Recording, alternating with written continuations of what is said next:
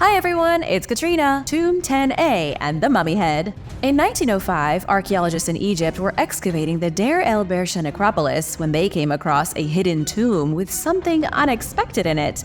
It took 33 days for the archaeologists to dig a shaft going 30 feet down into the ancient crypt. There, scientists from Harvard University entered the stagnant air of a tomb from 4,000 years ago. They were the very first ones to step foot in the place in a very long time. In the center of the limestone chamber was a cedar coffin. On top of the coffin was a decapitated mummy head staring at them. It was absolutely terrifying. The tomb is known only as Tomb 10A.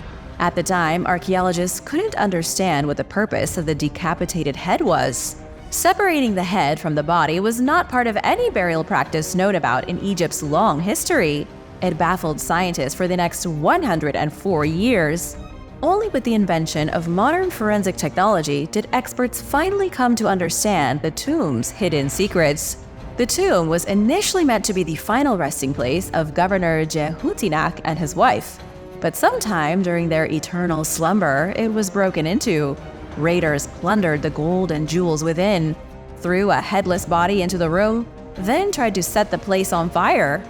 Luckily, they only stole what they viewed as valuable. They left behind artifacts that are priceless today, like the 58 model boats buried with the couple. Models of boats, carpenters, bakers, and other random people from ancient Egypt. In 2009, the Museum of Boston started investigating the mysterious head. The first shocking revelation was that someone had removed its cheekbones and parts of its jaw. Somebody had also removed the muscles involved in chewing and closing the mouth. Egyptologists believe this was part of the opening of the mouth ceremony. It was an Egyptian ritual in which a deceased person was forced to regain their senses. They would briefly enter the realm of the living. Modern technology identified the head as belonging to Governor Jehutinak.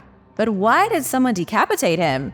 And why did they perform a ritual on his head to try and bring him back into the world of the living? It looks like someone broke into his tomb and cut his head off.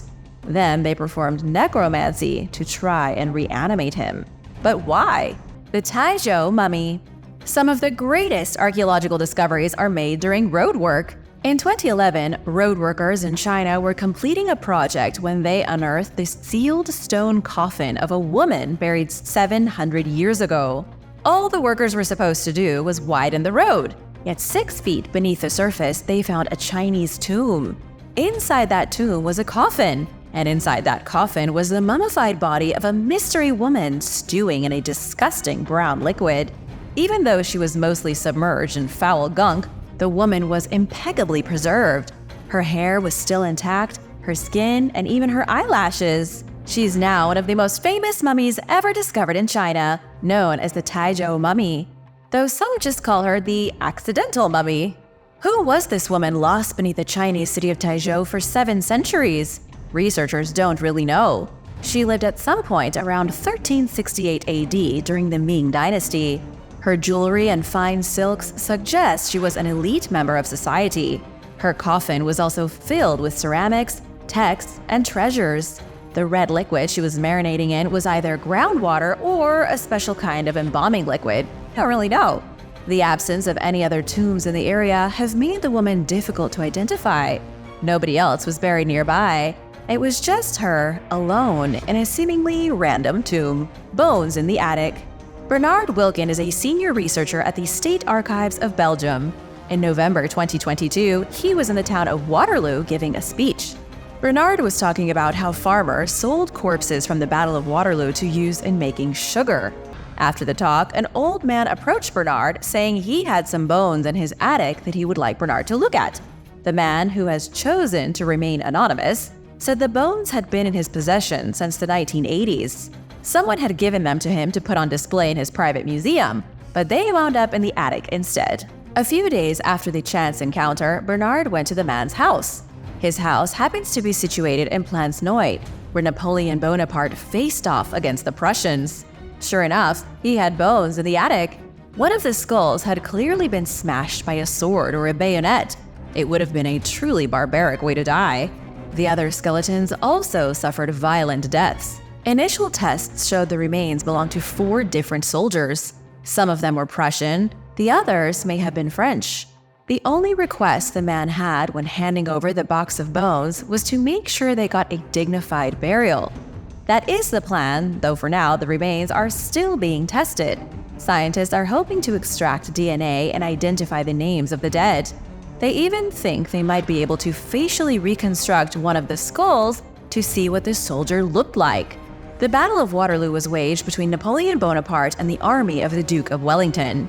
The Duke had about 68,000 soldiers who were aided by 45,000 Prussians under the leadership of Gebhard von Blücher. Napoleon was defeated on June 18, 1815. This battle was very bloody. Anywhere between 10,000 and 20,000 people died in combat. All these years later, only 2 bodies of confirmed casualties from the battle have been found by modern archaeologists. That's why finding these skeletons hiding in the attic was such a big deal. The even bigger shock was that the guy with the skeleton said he knew a friend who had 6 of his own skeletons in his attic just down the street. It's shoutout time! I want to give a big thank you to Cole Albert and Damian Shaw for supporting this channel. Thank you so much! Be sure to subscribe if you haven't already for more videos about strange discoveries. Figures in the cave. In a cramped and dark Alabama cave, researchers made an unexpected discovery. They entered the unnamed cave hoping to document its dank mysteries. They had no idea that in the back of a lightless cavern would be a monumental drawing made by Native Americans 10 centuries ago. The drawing was only identified thanks to 3D scans. Scientists scanned the cave, revealing the faintest remnants of the artwork on the ceiling. According to NBC News, they are the biggest known drawn cave figures on the continent. The artwork is highly unusual. It seems to show humanoid beings. They appear to have human bodies, but there's just something otherworldly about them. Nobody knows exactly who was responsible for drawing the figures. The work must have been excruciating. This particular section of cave is extremely claustrophobic. The artist would have needed to crouch in a narrow cavity, probably working by the light of burning reeds. They would have slowly and meticulously created the artwork upside down on the ceiling. Many of the figures are nearly 7 feet long. This was like Michelangelo completing the Sistine Chapel, only Native American Alabama style. Researchers like Jan Simek from the University of Tennessee think the figurines may have been representations of spirits. Some of them carry objects and appear to wear headdresses. Others think they are proof that Native Americans had contact with aliens. The natives may have been drawing the enormous humanoid figures who came to them from the stars. But that's only a theory. The sword on the beach. On Pensacola Beach in Florida, a man pulled Excalibur from the sand. Well, okay, it wasn't King Arthur's legendary sword, but it was a mysterious weapon from a bygone age. According to the finder's wife, Patty Sacco, part of the handle was sticking out from the sand. Patty's husband pulled on the sword a few times, and soon it slipped from its sandy prison like Arthur's sword from the stone. Patty posted about the experience on social media, sharing photos of the rusty weapon. Patty also reached out to archaeologists at Florida Public Archaeology Network, who confirmed that she emailed them about the discovery. Nicole Grinnan from the network believes it's a heavy cavalry sword from the 1840s. It was a weapon used by a member of the American Military Cavalry. These were soldiers on horseback fighting in the Civil War a century before World War II broke out. The sword likely wasn't used to cut men from their horses, and it was more likely a ceremonial piece. What would you do if you found a sword in the sand? Let me know in the comments below. 800-year-old mobile phone. A mobile phone was supposedly found in Austria recently. It's caught the attention of conspiracy theorists around the globe. Why? Because the cell phone does not appear to be of human origins. It's been estimated at 800 years old. It's also covered in cuneiform writing. Instead of numbers and letters on the keys, they are covered in cuneiform text from ancient Mesopotamia. There isn't a lot of information about the discovery, so take everything I'm saying with a grain of salt.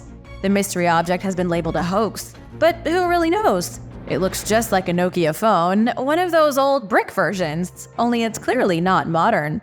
According to the unsubstantiated reports, it was found at an archaeological site in Salzburg from the 13th century. Nothing about it makes any kind of sense.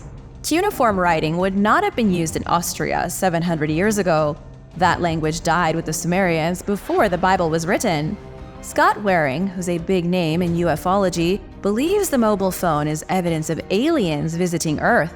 It may have been a piece of alien tech that they accidentally left behind. Conspiracy theorists have also alleged that archaeologists frequently cover up these kinds of discoveries.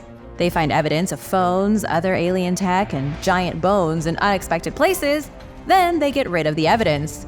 Conspiracy theorists say it's all part of a global plan to suppress the true history of the human race and our alien overlords. What do you think?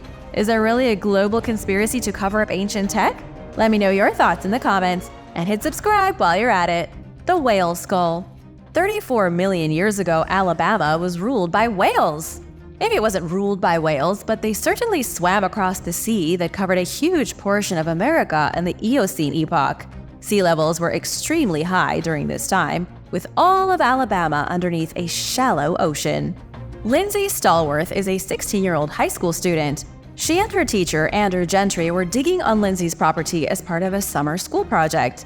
Lindsay had already come across fossilized shark teeth in her own backyard, making her a successful teenage scientist. Just a few hours after bringing her teacher to the property, the pair found bones sticking out the side of a hill. Once they started digging, they realized they had a large vertebrate on their hands. About a week later, they exposed the lower jaw of an enormous animal. The pair had been hoping to find something, but what they discovered was completely unexpected. Lindsay's property has turned out to be a gold mine of marine animal fossils. The bones they dug out of the side of the hill are from an unknown species of primitive whale. It may have been a Basilosaurus cetoides, one of the most ferocious marine mammals that ever lived. Basilosaurus could grow the same size as a megalodon, which was about 60 feet. Back in their day, they were unstoppable killing machines. Lindsay had no idea her family's timber farm was built over such an epic feeding ground. The whale has not yet been officially identified. Scientists are only making an educated guess. The skull was taken back to the Alabama School of Math and Science, where it is still being studied. Coins in the sandbox. Imagine being 8 years old and playing outside at school only to come across an ancient treasure. That was what happened to 8-year-old Bjarne in the German city of Bremen. Bjarne was fooling around in the sandbox like an ordinary kid when he discovered an extremely rare silver coin. The kid was so excited that he rushed home to show his family, who were understandably shocked. The little kid was holding a silver coin minted during the reign of the Roman Empire. It's not every day that kind of thing is found on the playground. Unable to believe their own eyes, Bjarne's family contacted archaeologists. Sure enough, the experts confirmed the coin was minted during the reign of Emperor Marcus Aurelius Antoninus. He was the ruler of Rome from 161 until 180 AD. The silver coin is known as a Roman denarius, which was the name for the currency used back then. The worn coin weighs about 2.4 grams. It was made at a time when the Roman Empire was suffering from inflation. To combat the issue, they put less silver in their silver coins. So far, this is one of the only denarii ever discovered in this part of Germany. That's because Bremen was never under Roman rule. It was home to the Chauci, an ancient Germanic tribe who only sometimes traded with the Romans. The chicken egg. In Israel, archaeologists found a 1,000-year-old chicken egg. In the city of Yavne, researchers with the Israel Antiquities Authority were poking through a cesspit from about 1,000 years ago in the Islamic period. They were rooting through the ancient trash when the chicken egg tumbled down the pile right into their lap. Never before had researchers found such an intact chicken egg. Sure, they have found lots of eggshells, but not a perfect egg looking like it had just been hatched. Dr. Lee Perry-Gall said that even at a global level, it was an extremely rare discovery. Then, guess what happened? The scientists broke the egg. It cracked in their hands as they removed it from the cesspit. They then had to play Humpty Dumpty to put the egg back together again at their laboratory. They were able to restore it, but it's somehow not quite as impressive anymore. Scientists think the egg was so well preserved because of the cesspit being full of human refuse. The egg was mummified by ancient human waste. Thanks for watching! What's the coolest thing that you've ever found in your own backyard? Let me know in the comments below. Be sure to subscribe if you haven't already, and come back soon. Bye!